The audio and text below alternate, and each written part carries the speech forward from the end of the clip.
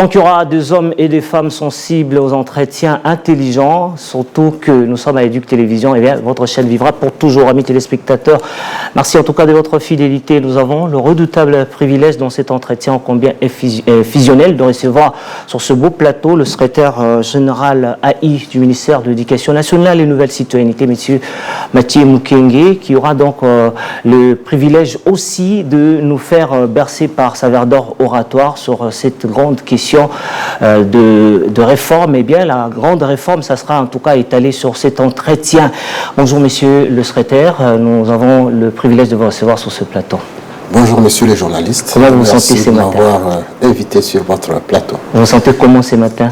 Je suis disponible à me prêter à toute autre préoccupation pour éclairer la lanterne du peuple congolais, et particulièrement de tous les membres de la grande famille éducationnelle de notre ministère. Alors, on va parler de cette grande réforme focusée sur la rationalisation du bureau gestionnaire en République démocratique du Congo. La première question, en tout cas, on va vous laisser le temps de nous étaler la grande substance de cette grande réforme. Monsieur le secrétaire général, pouvez-vous nous expliquer brièvement ce que l'on attend par rationalisation du bureau gestionnaire dans le système éducatif congolais? Merci pour cette pertinente question, monsieur le journaliste. Je n'irai pas dans des explications beaucoup plus académiques. Je voudrais tout simplement fixer votre opinion que lorsqu'on parle de la rationalisation, évidemment, si vous consultez les dictionnaires, on vous dira c'est la façon de rationaliser, etc. Mais concrètement, rationaliser ou rationalisation dans le contexte où nous avons, c'est une réorganisation qu'on opère pour augmenter l'efficacité d'un certain nombre de services, d'un certain nombre de structures qui travaillent et sur lesquelles, autour desquelles se déroulent les enseignements.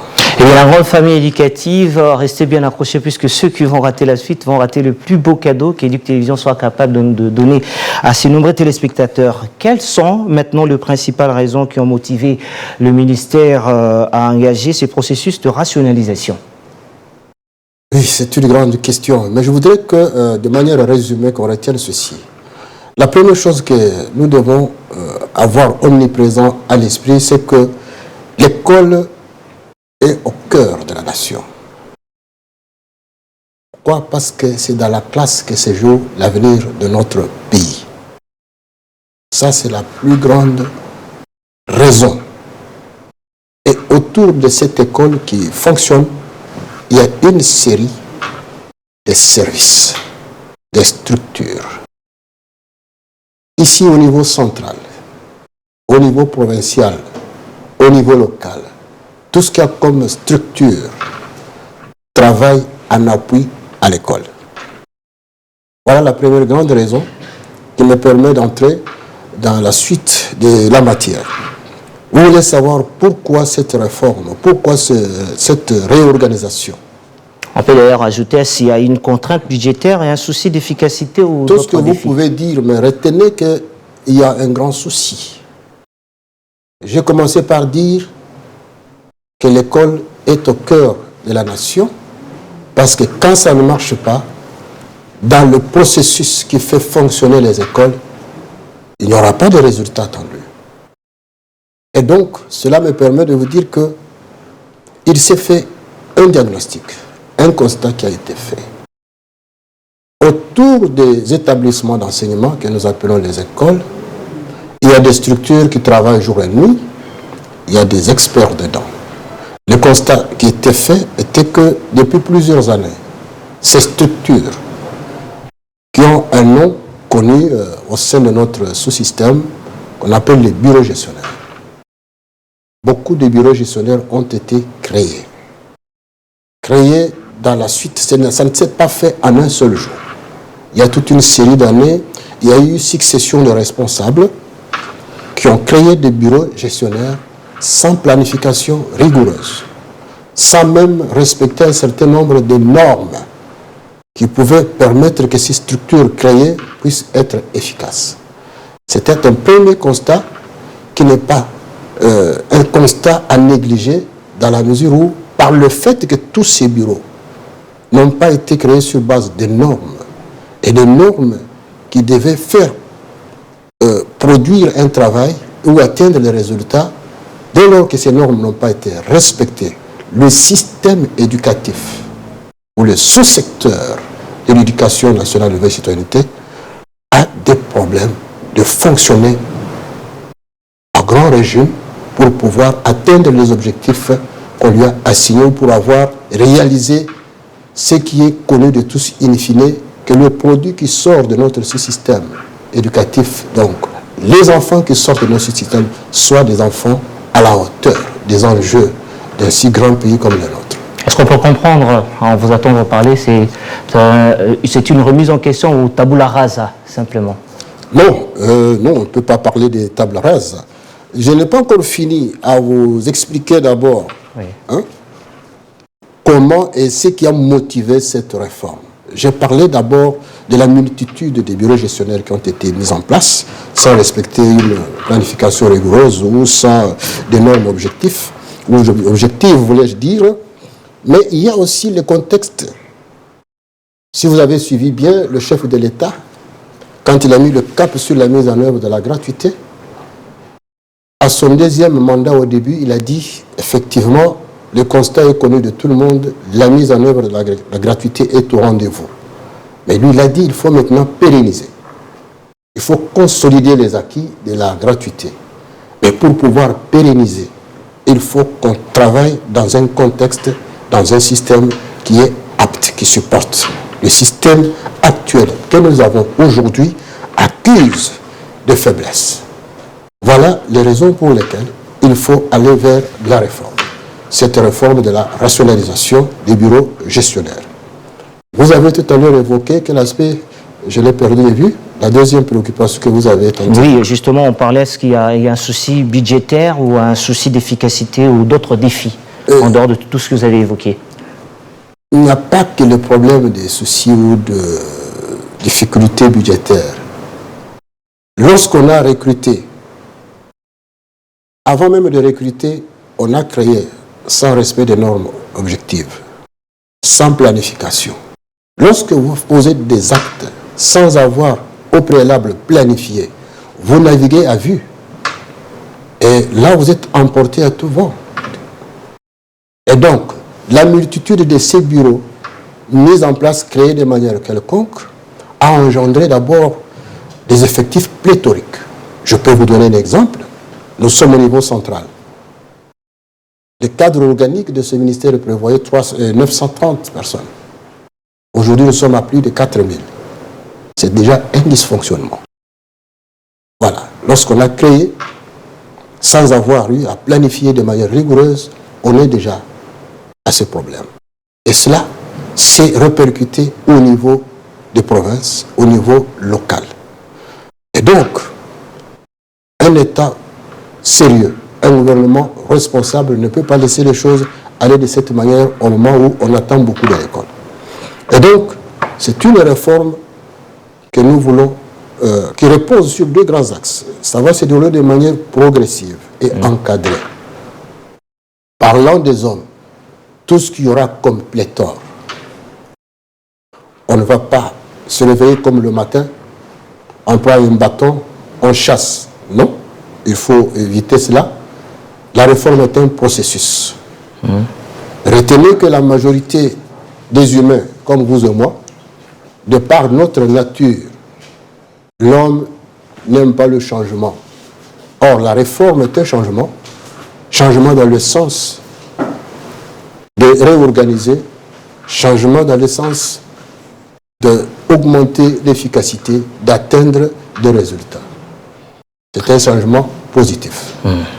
Et donc, les moyens financiers, oui, on en a besoin. C'est de A à Z. Dans tout ce qu'on entreprend, on a besoin de moyens. Mais ici, il y a une différence particulière. Lorsqu'on réorganise les bureaux gestionnaires, il y en a qui pourront être fermés. Il y en a qui pourront être fusionnés.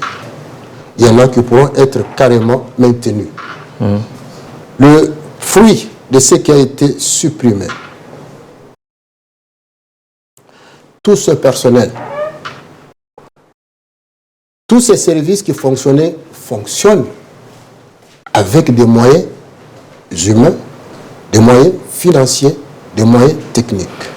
L'État va devoir récupérer par rapport à ce qui a été supprimé. Il aura des moyens financiers qu'il pourra récupérer et qui pourra être réorienté, cette fois-là par d'autres aspects.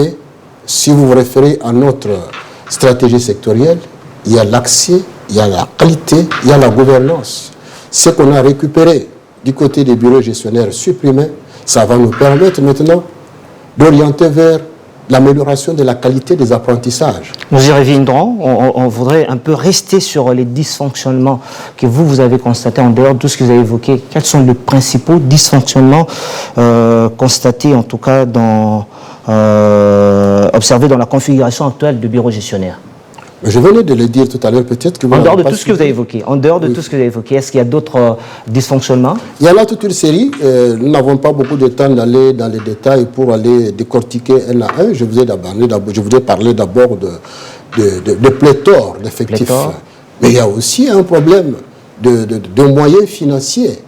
Et de grandes sommes d'argent qui étaient utilisées dans des bureaux inefficaces. Vous comprenez? Et puis, il y a un problème de normes. Beaucoup de ce qui s'est fait et ce qui continue à se faire ne se faisait pas conformément aux normes. Quand on parle de dysfonctionnement, on voit d'abord ce que la norme prévoit et on constate ce qui s'est fait. Il y a entre les deux tout un fleuve qui coule. Là, il y a déjà un dysfonctionnement. Vous comprenez? Et même les personnes qui animent certains bureaux gestionnaires n'ont pas de profil pour le faire.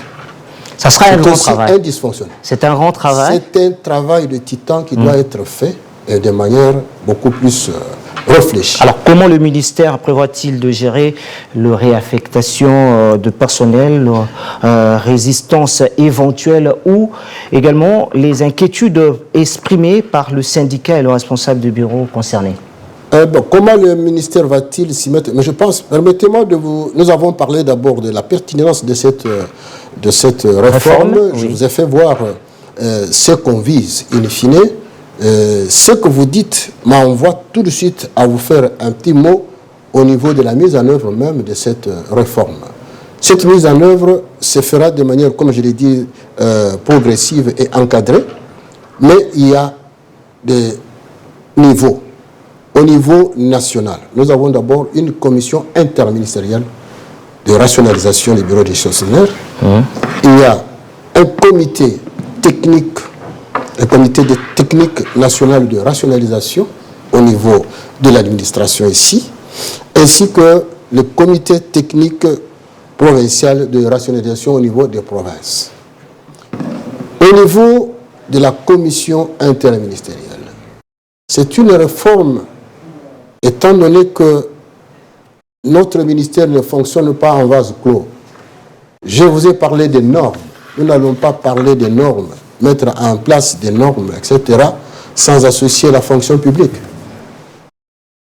Nous allons parler du fonctionnement des bureaux gestionnaires.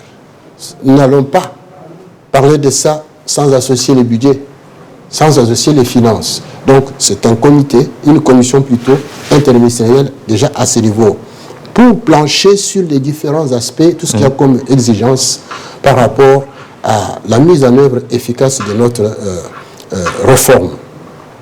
Au niveau du comité technique national, au niveau de l'administration, c'est tous les services, tous les experts qui seront mobilisés pour pouvoir apporter leur pierre à l'édification de notre système. Et il y a les comités provinciaux régionaux. En fait, nous sommes dans une logique de la décentralisation. Il y a plusieurs structures. Bien sûr, au niveau national, au niveau provincial, au niveau local. Tout ce qui va être décidé, traité au niveau du comité national de rationalisation au niveau de l'administration nous proviendra des desiderata récoltés au niveau des provinces. Et c'est là qu'on fera d'abord des plans provinciaux de rationalisation, les bureaux gestionnaires. Ça va monter. Et le niveau central va jouer son rôle régalien. C'est-à-dire, au-delà d'éditer des normes, le niveau central va apporter son appui conseil à tous ceux qui sont au niveau local. Sur base de ce qu'ils ont remonté, on va le faire passer au peigne fin et puis on prendra des décisions adéquates pour voir maintenant comment consolider tous les différents plans provinciaux conçus au niveau des provinces, ramener au niveau national et puis consolider.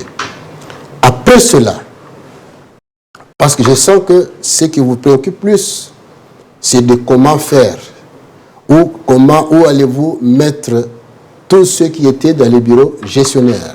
D'entrée de jeu, je l'avais effleuré déjà. Je pense qu'il n'y a pas à craindre à ce niveau-là.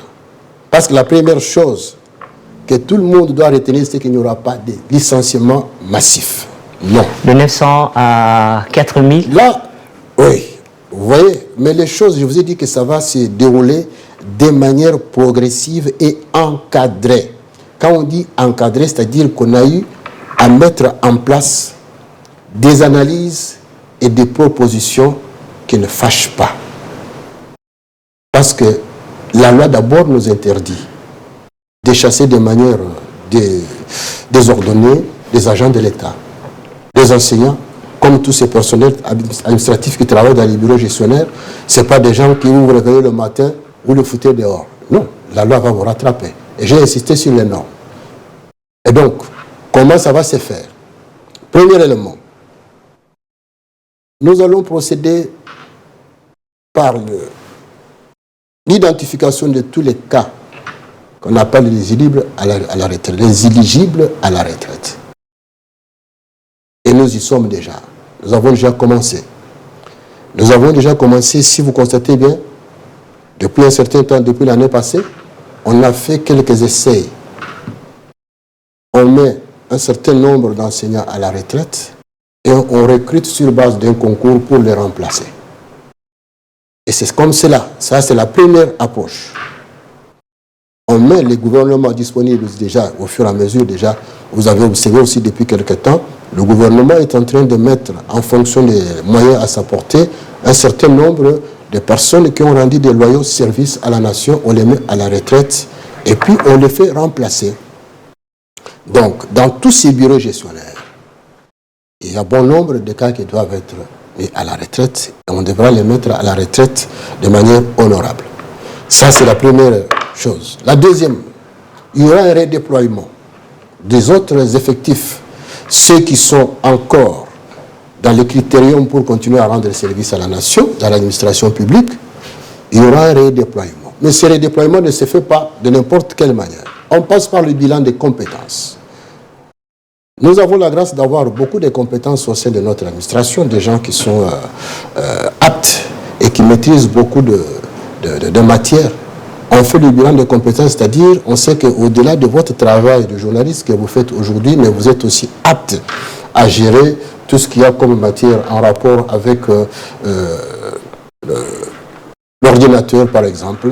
On a besoin, on a mis à des côtés des gens qui travaillaient sur la maintenance de nos appareils informatiques, sur tout ce qu'il y a comme saisie de textes et conception de programmes.